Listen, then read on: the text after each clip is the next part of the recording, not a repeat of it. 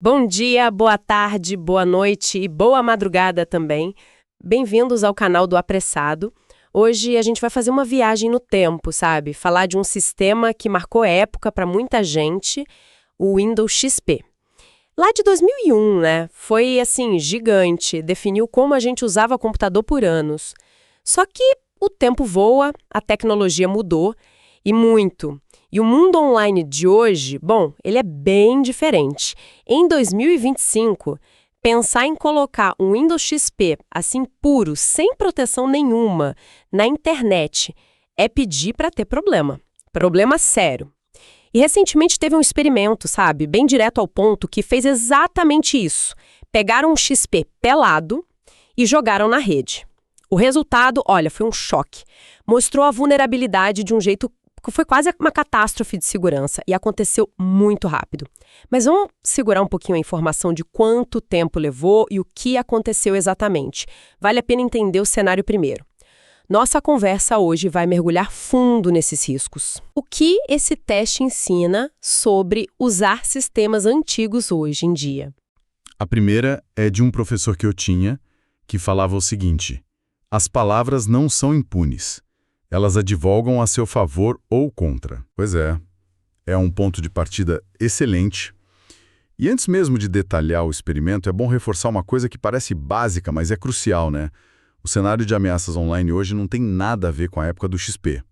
Antes era, sei lá, um vírus mais chato, um ataque mais isolado. Hoje não. Hoje são operações criminosas super sofisticadas, muitas vezes tudo automático, buscando qualquer brechinha. Então, usar um sistema como o XP que, vamos lembrar, parou de receber atualização da Microsoft faz mais de 10 anos, não é só arriscado. É como deixar a porta de casa aberta, sabe? Escancarada. Com uma placa piscando, pode entrar.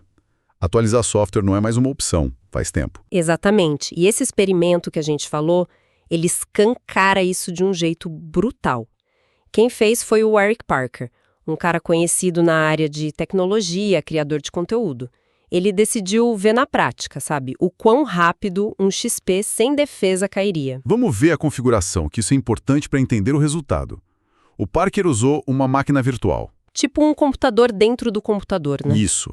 Rodando o Windows XP limpinho, com Service Pack 3, que foi a última grande atualização dele. Essa máquina virtual estava num servidor Proxmox, que é um sistema para gerenciar essas máquinas virtuais. Certo. E aí vem o pulo do gato da configuração, o que deixou o teste tão direto e, falando sério, assustador. O Parker fez duas coisas que hoje em dia a gente nem pensa em fazer por segurança básica. Primeiro, desativou o Firewall do Windows XP. Completamente. O Firewall é tipo segurança da porta, né? Controla o que entra e sai. Sem ele, Sem controle nenhum. nenhum controle inicial.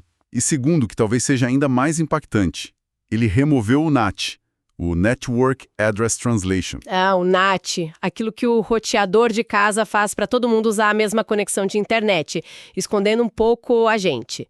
Certo. Perfeito, o NAT funciona como um escudo. Ele esconde seus aparelhos da internet aberta. Para alguém lá fora ver seu PC direto, o tráfego tem que passar pelo roteador de um jeito específico. Tirando o NAT, a máquina virtual com XP ganhou um IP público só para ela.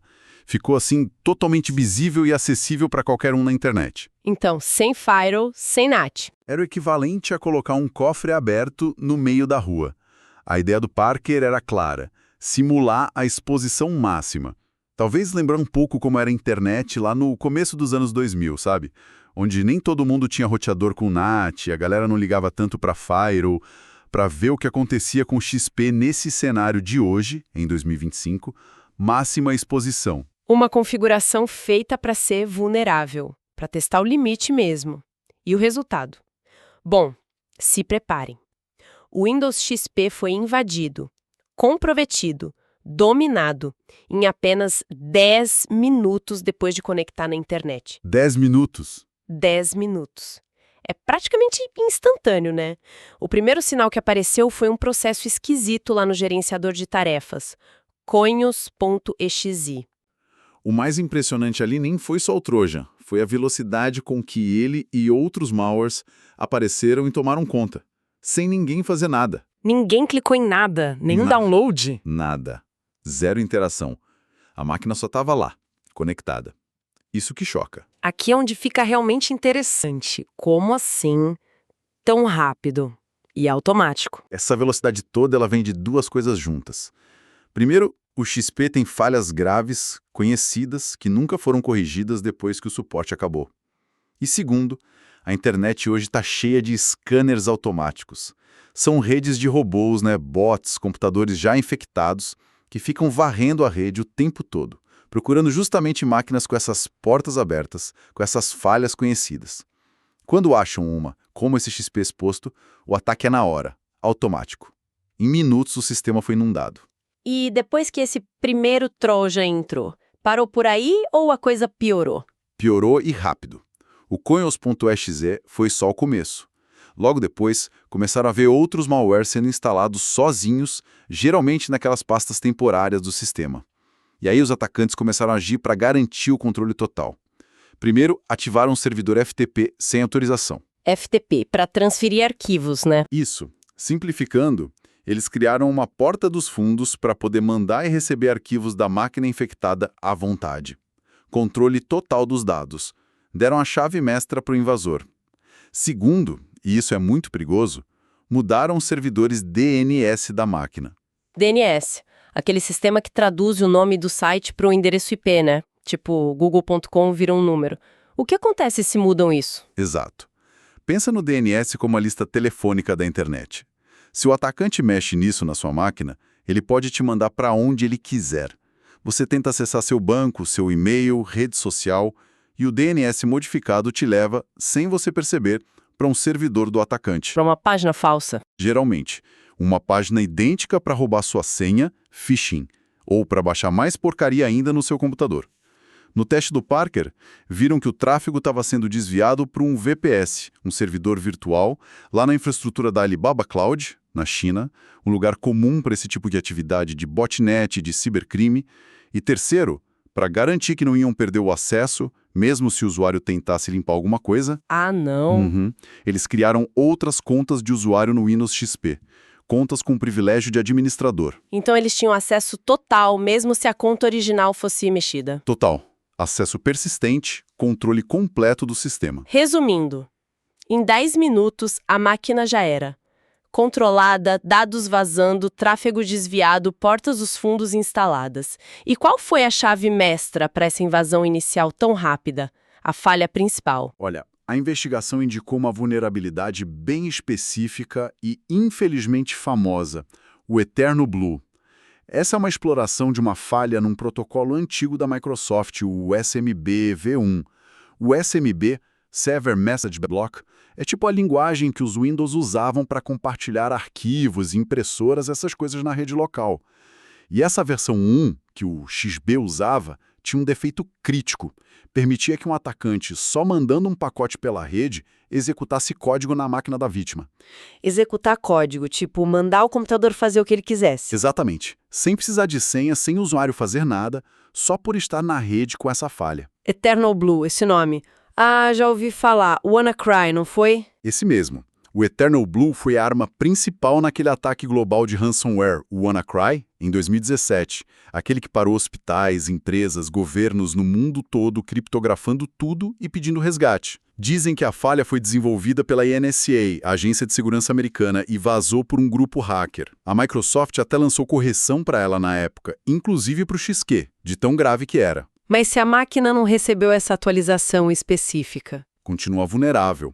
E ferramentas como o Nmap, que é tipo um sonar de rede, sabe? Fica procurando portas abertas, serviços vulneráveis, são usadas direto por atacantes para achar sistemas que ainda têm essa porta do SMB v1 aberta e pronta para o Eterno Blue. Caramba! Então, só por estar conectado, mesmo sem fazer nada, os scanners acharam a porta, usaram o Eternal Blue e pronto. Domínio total. Exatamente. E aqui tem um ponto importante, que o próprio Parker ressaltou. Ele criou um cenário extremo, sem firewall, sem NAT, para mostrar a vulnerabilidade imediata. Mas ele alerta, mesmo com as proteções mais comuns ativas, tipo o firewall do seu roteador de casa, o NAT funcionando direitinho, o Windows XP ainda assim é inseguro para estar online. Não tem jeito. Por quê? mesmo com essas barreiras, por vários motivos que se somam. Primeiro, e mais óbvio, acabaram as atualizações. A Microsoft não corrige mais nada nele faz anos. Se descobrem uma falha nova hoje, ela fica lá, aberta. Segundo, navegadores antigos. O XP não roda mais Chrome, Firefox, Edge modernos e seguros. Os que ele roda são velhos, sem proteção contra phishing, malware, as coisas que os navegadores de hoje barram. Terceiro, facilidade para escalar privilégio. A segurança do XP é mais, digamos, relaxada. Se o malware entra, mesmo sem ser administrador, é bem mais fácil para ele conseguir controle total do sistema. Bem mais fácil que no Windows 10 ou 11, que tem mais barreiras. Entendi. É como o ladrão que entra pela janela da cozinha, que seria o navegador velho, e rapidinho acha a chave mestra do prédio todo, que é o controle de administrador. E quarto, antivírus modernos não funcionam direito. Os programas de segurança bons de hoje precisam de recursos do sistema que o XP não tem mais. Mesmo que você instale uma versão antiga de antivírus, ela não vai pegar as ameaças novas. Se a gente olhar o quadro geral, o problema não é só uma falha como o Eternal Blue. É a base toda do sistema que não aguenta mais o tranco. Falta proteção de memória, falta isolamento de processos perigosos, o tal do sandboxing, falta assinatura obrigatória de drivers, um monte de coisa que foi sendo colocada nas versões mais novas do Windows. A arquitetura do XP não foi feita para a briga de hoje. E para mostrar bem essa diferença de arquitetura, o Parker fez uma comparação no experimento, né? Fez. E foi muito, muito clara. Ele repetiu o teste igualzinho. Mesmas condições, máquina virtual, sem firewall, sem NAT, IP público, direto na internet, só que dessa vez com o Windows 7. O sucessor do XP, basicamente. Isso. Importante dizer. Também sem as atualizações mais recentes, tá? Mas um sistema já mais moderno na sua base. E o resultado foi, nossa, completamente diferente. E aí, o que aconteceu aguentou. Aguentou. E muito. O Windows 7 ficou lá exposto do mesmo jeito por mais de 10 horas seguidas. E nada.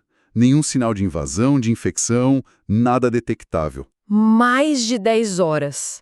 Contra 10 minutos do XP. Exato. Uma diferença brutal. Isso mostra o salto de segurança que teve de uma geração para outra.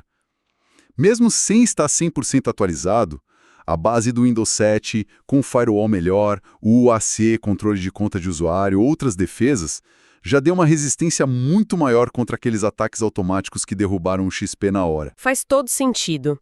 E no caso do XP, depois que ele foi invadido, o Parker tentou limpar a máquina. Deu certo? Tentou sim.